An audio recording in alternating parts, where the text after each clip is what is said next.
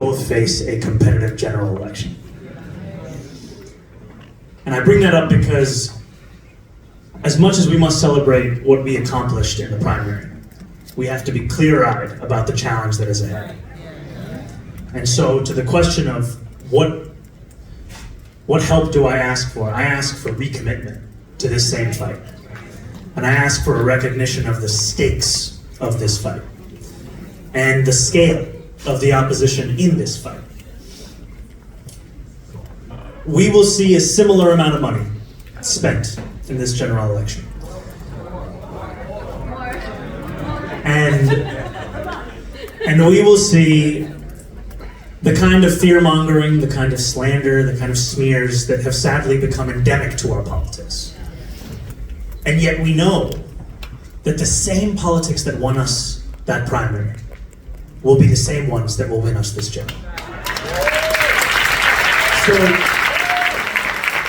in the way that when we started this primary, there were some that doubted whether we could get 50,000 votes, and then we ended with more than 50,000 volunteers.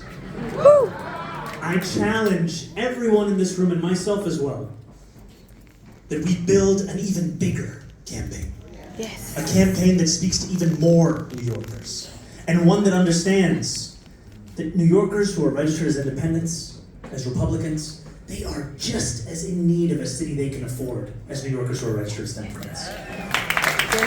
You know, in the last 3 hours of primary day, I went through something that I think many elected officials can relate to. I was convinced we were going to lose.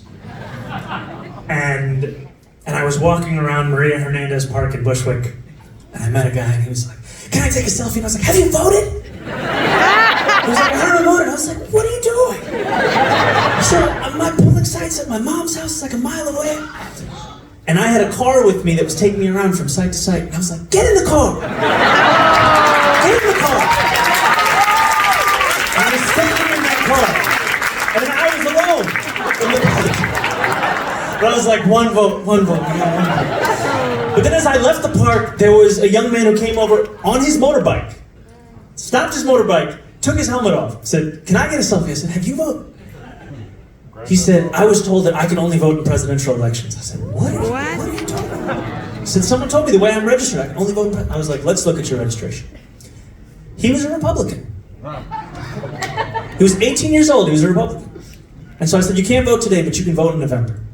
And I tell you this story because we have that same opportunity to bring more people in, beyond those that we think of. And so I ask you to knock on doors, I ask you to contribute, I ask you to see yourself in this movement and to build this movement with us. And to Albany, what I ask is what I will also offer, which is partnership. There are elected officials who have been in Albany at a time when we had a former governor who refused to even admit that the MTA was a state entity. We spent debates over who ran the MTA, not what we would do about the MTA. And so what I ask of Albany is what I already see present in that place. I see the potential for us to deliver this agenda.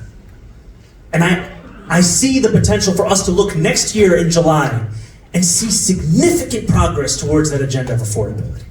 Because those same priorities of taxing the wealthiest in New York with the most profitable corporations, delivering for the most working class, those are the priorities you will see in every single one-house budget coming out of the Assembly and the State Senate.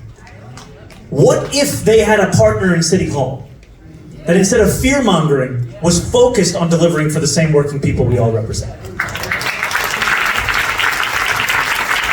And I can tell you I am excited for Tim Cup Day, because I have been living off just those 3 minutes I've been given. And if you're the mayor of New York City, you get a little bit more time.